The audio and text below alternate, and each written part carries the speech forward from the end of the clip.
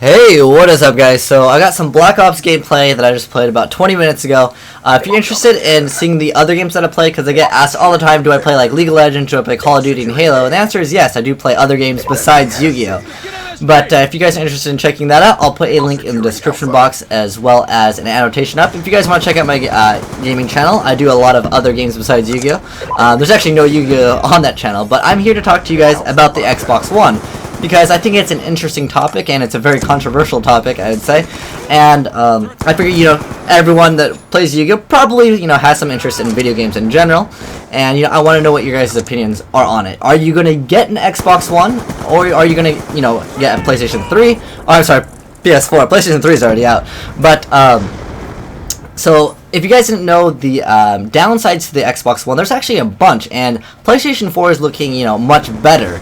And I'm not an Xbox fanboy or a PlayStation fanboy or a Nintendo fanboy. I just like games in general. I mean, if I had to pick one, I would say PC is the dominant, gaming machine anyways. So, the console peasants can argue as much as they want. But I do enjoy, playing on the Xbox. Like, there were some titles that, you just can't enjoy on the PC. Like, for example, God of War. I love that game. That's such a fantastic single-player game.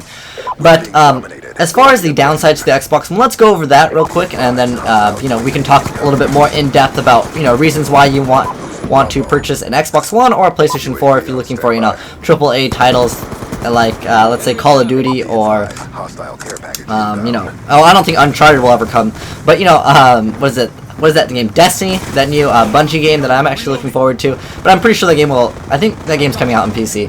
But that said, let's talk about the negative things that the Xbox One has to offer. So, it has 24-hour DRM, so the console checks, you need to go online every 24 hours, I believe, and that's kind of lame. I mean, if you want to go to your grandma's house or your aunt's house to play a single-player game, maybe they don't have internet over there, you want to bring over your console, you're going over to visit them for a holiday, and, after, a few hours of visiting, you want to get some game action. I mean, I know a lot of smartphones now, you can sit there and play, like, a whole bunch of, like, Angry Birds, but is that fun for, like, 4 or 5 hours, especially for multiple days? Not really. So, I'd like to bring my console over to my aunt's house, and get some single-player gaming in. I love doing that. I used to do that all the time.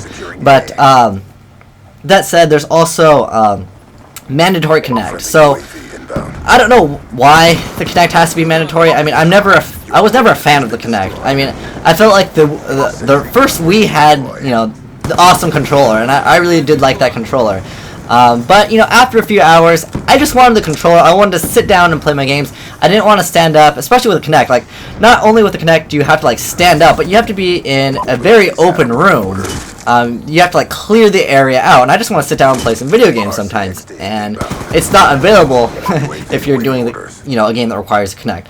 Although, I will say there's a lot of innovation, there's a lot of room for innovation, I should say, with the Kinect, and I think that is really cool. I mean, it's got, full range of motion sensors, or whatever. Also picks up, like, your heartbeat and, like, all that other, crazy stuff, but I don't really feel like it's necessary. I think that they were trying to target an audience which wasn't really there. They were talking about TV most of the time. There's so many parodies of the Xbox One, like, reveal where all they talk about is TV. And what's sad is, it's kind of true. I mean, like, they showed off Call of Duty for a long time, and we already know about Call of Duty. I'm looking forward to new franchises. Now, another downside to the Xbox One is, like, the whole, you buy the game once and you can only, play it once, or you can give it away once, or sell it once, essentially. But under what conditions, they never really said.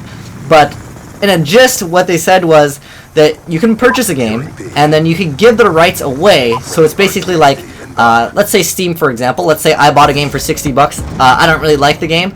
I'm interested in selling it or trading it in for some credit.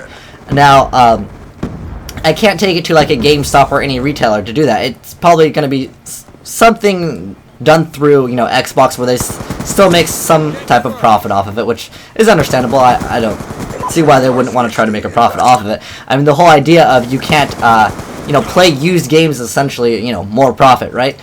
But here's the thing. Steam is a platform which everyone loves. Everyone loves Steam, but the thing is with Steam, you buy the game once, it's basically locked to your account as well. So, I was trying to give Xbox a little bit of slack there, because, Steam, there's so much love for Steam, while, Xbox One is getting a lot of hate. But in a sense, they kind of deserve it, because as for the player, why would I want to purchase an Xbox One when there's a PlayStation 4?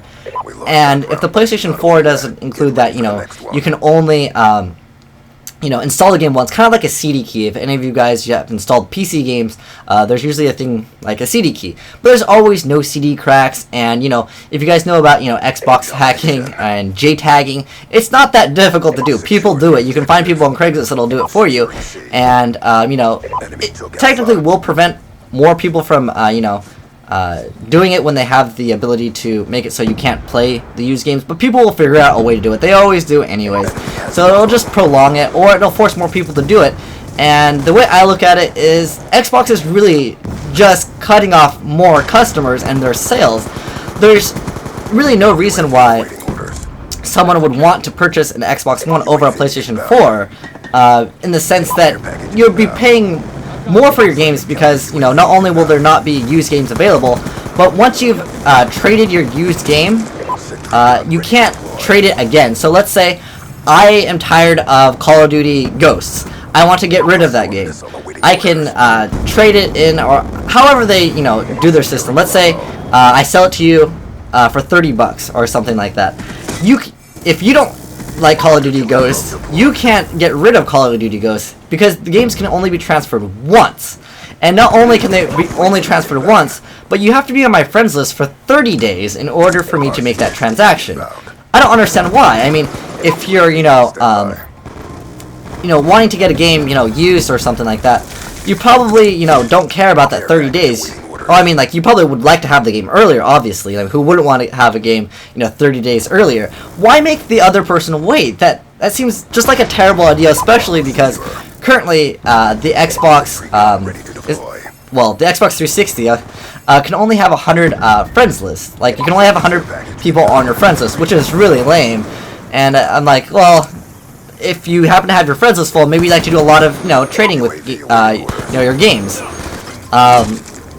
And another thing I wanted to mention was, $60 for a single player game that can be only transferred once. That's a hefty price, and that might just hurt sales of single player games. For example, God of War. That was a game it's a fantastic single player game. I like the game a lot. But would I want to spend $60 on it for a 4-hour game? I don't know. That's a hefty price, especially when there's so many games that are coming out. There's new titles coming out all the time. I want to play all the games, and some of my friends, they have huge library of games, and I like to borrow games. You can't do that because it can essentially only be transferred once, and I think that's very lame of them to do so. And I think it all comes down to making more of a profit. But in the end, the way I look at it is they're just hurting themselves. Eventually, I think that they will probably end up switching over to a system where you can buy all the used games, because it's just going to hurt sales of the console, and a lot of players are realizing that, and I don't see why Microsoft hasn't responded to this. If you guys watched the Xbox One reveal, they waited for a week to release all this information, where you have to connect to the console every 24 hours for online. You can't rent or loan games, which is really lame, and you have to have an internet connection basically to use the console. And the whole you have to wait 30 days if they're not on your friends list. Well, you have to add them as a friend then. Maybe you don't want to add them as a friend. Maybe you just want to, sell the game on Craigslist or, eBay or wherever you like to sell games. And then there's another thing where there's up to 10 family members can play your games from any console at any time. So, what's the point of that? Why can't anyone play the game that you have? I wonder if the Kinect is somehow going to recognize your face and be like, no, there's enough people that play this game. No more other players can play this game. Which is, I don't know, I think it's absolutely ridiculous. But I want to know your guys' opinions. Because the way it looks like right now, I don't even really want to support a company that's doing it. Unless the games are amazing. If they re-released Halo 2 on the Xbox One, all my grudges against the Xbox One are officially gone, because I like Halo 2 to the point where I don't care. I'll support the console that is very bad for the consumer, because if you look at it, what is the upside to this console? why would I want to choose an Xbox over the PlayStation 4? Xbox literally just cut their own throat at that point. Oh my gosh. The Xbox ended up dimming. But anyways, so this game is coming close to an end. I like this gameplay. I felt it was very close to the last moment. But yeah, I don't know why someone would want to choose the Xbox One. I personally like the games on the Xbox because I feel like they're a lot smoother, because generally they come out for Xbox and they usually end up getting ported over. So that's going to be the end of this gameplay. It went 64-9 pretty well. But like I said, guys, if you want to check out more gameplay, I do have a gaming channel. I do a lot of other games. But yeah, I thought that, it was an interesting topic, and I wanted to talk to you guys about it because, you guys are gamers. I wanted to get your guys' input. And the way I look at it, sure, I'm trying to give Xbox a little bit slack by mentioning Steam and the way Steam functions. But what it comes down to is, for the consumer, the Xbox One is overall just a bad investment to gamers. It's just, there's nothing to look forward to other than maybe if they come up with some insanely amazing games that are Xbox exclusive. But I don't know. Let me know what you guys think in the comment section below. But thanks for watching. Asian Eyes signing out.